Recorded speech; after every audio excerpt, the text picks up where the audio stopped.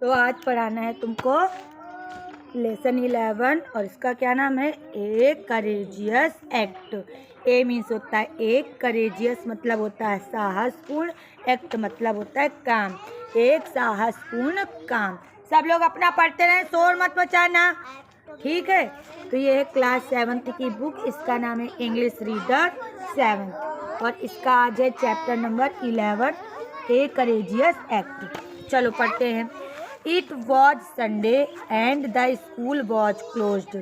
It was Sunday मतलब रविवार था, and the school was closed मतलब स्कूल में क्या थी, छुट्टी थी।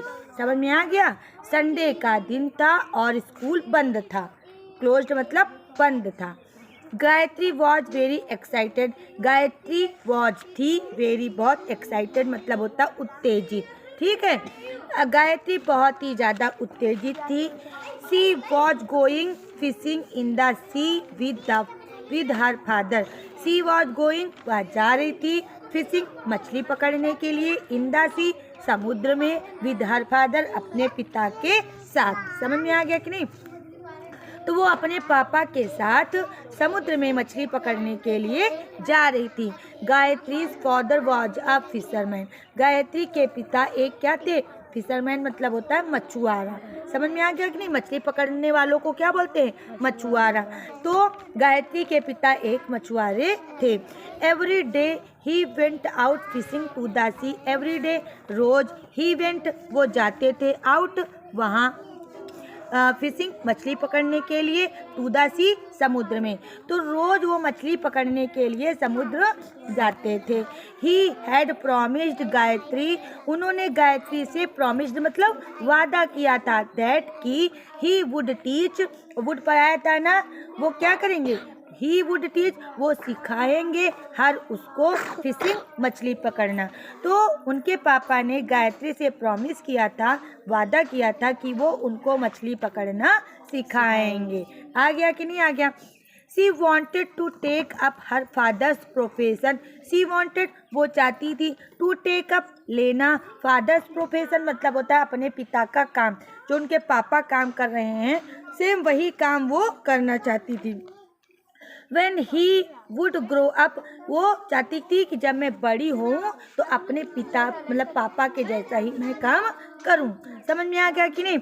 As Gayatri was tying her shoelace, as Gayatri was tying जैसे ही गायत्री, टाइंग मतलब बांध रही थी, हर शूलेसेस मतलब अपने जूते के फीतों को।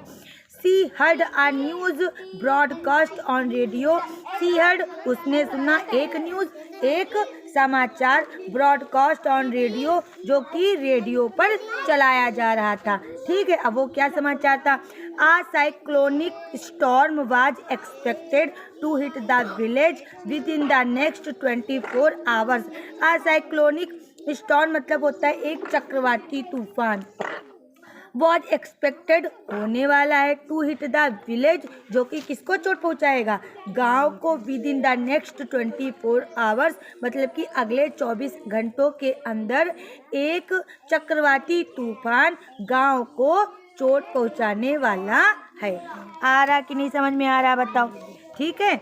अब उसके बाद देखना, सी न्यू दैट वो जानती थी, the cyclone would bring storm strong wind, वो जानती थी कि जो चक्रवात होता है, द साइक्लोन मतलब चक्रवात, वुड ब्रिंग लाएगा, स्ट्रॉन्ग मजबूत, विंड हवाओं को। जब चक्रवाती तूफान आएगा तो बहुत ही ज़्यादा तेज हवाएं चलने लगेंगी, हैवी रेन्स भारी वर्षा होने लगेगी, एंड हाई टाइड्स और इन द सी और समुद्र में ऊंची ऊंची लहरें आने लगेंगी। समझ में आया कि नहीं, तो अपना ध्यान दो। समझ में आ गया। It would people, it would topple the trees, इससे पेड़ क्या होंगे, टॉपल मतलब उखड़ जाएंगे, डैमेज द हाउसेस घर क्या हो जाएंगे, टूट फूट जाएंगे, नष्ट हो जाएंगे, एंड कॉज फ्लड और क्या होगा, इससे बाढ़ आ जाएगी। समझ में आ गया कि नहीं आ गया। She rushed outside to warn her father, वह बाहर दौड़ी, टू वॉर्न अपने पापा को चेतावनी देने के लिए, हर फादर मतलब अपने पापा को। समझ में आ गया कि नहीं, वो बाहर दौड़ी बताने के लिए कि तूफान आने वाला है। फिर क्या होता है, both of them heard the loud clap of thunder. दोनों ने, बोथ ऑफ देम दोनों ने, हर्ड सुनी, लाउड क्लैप जोर जोर की तालियां, ऑफ थंडर मतलब होता है किसकी, लोगों की। समझ में आ गया कि नहीं, कि क्या big drops of rain started falling, तब तक बड़ी बड़ी बूंदें ऑफ रेन मतलब वर्षा की स्टार्टेड फॉलिंग गिरने लगी। समझ में आ गया कि नहीं। They could see the waves, वो देख सकते थे, वेव्स मतलब लहरों को, ऑफ द सी समुद्र की, राइजिंग हायर एंड हायर ऊंची और ऊंची उठते हुए। समझ में आ गया कि नहीं। तो वे दोनों समुद्र की ऊंची ऊंची लहरों को उठते हुए देख सकते थे। It was late in the evening, देर शाम का समय था। The cyclone had hit the area, और चक्रवात ने क्या किया कि उस क्षेत्र को चोट पहुंचाना शुरू कर दिया। समझ में आ गया कि नहीं। It had been raining continuously, और जोरों से बारिश शुरू हो गई। ठीक, flood water had already entered Gayatri's house, flood water बाढ़ का पानी, हैड ऑलरेडी एंटर्ड, ठीक है, पूरी तरीके से घुस चुका था गायत्रीज हाउस, गायत्री के घर में।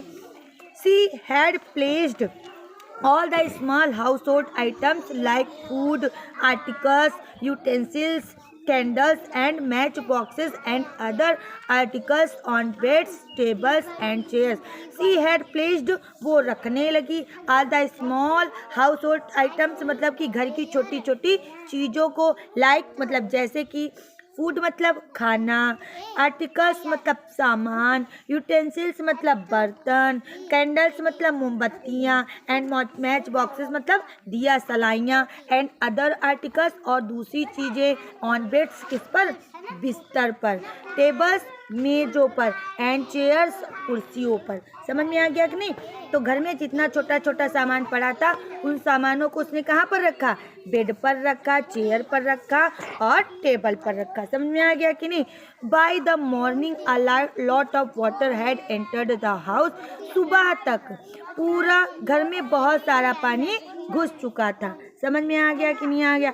आफ्टर एन अनकंफर्टेबल नाइट, एक असहनीय रात के बाद, Gayatri went to her terrace, Gayatri कहाँ गई, टेरेस मतलब छत पर गई, एंड लुक्ड अराउंड, और चारों तरफ उसने देखा। The entire area was submerged in water, तो पूरा जो क्षेत्र था मतलब कि घर के बाहर जो तो जहाँ जहाँ तक उसको दिखाई दे रहा था, पूरा क्षेत्र किसमें, पानी में डूब चुका था, मिल चुका था। समझ में आ गया कि ओनली अ फ्यू हाउसेस, केवल कुछ घर, कुड बी इन देखे जा सकते थे। ठीक है, अन्नू को इतनी अच्छी कहानी लगी कि अन्नू अपना काम छोड़ छाड़ के कहानी सुनने आ गई। चलो, the little huts near the her house, ठीक है, द लिटिल हट्स छोटी छोटी हट्स मतलब जो झोपड़ियाँ, नियर द हाउस घर के पास, could not be seen due to flood, बाढ़ के कारण नहीं दिखाई दे रही थी या नहीं देखी जा सकती थी। The homeless people were sitting on the stumps and other places which were not submerged, तो होमलेस पीपल मतलब जो तो बेघर लोग, जो लोग हैं बेघर हो गए थे, वर सिटिंग बैठे हुए थे, ऑन द ट्री इस पर, पेड़ों के, स्टम्प्स मतलब ठूठों पर। समझ में आ गया कि नहीं।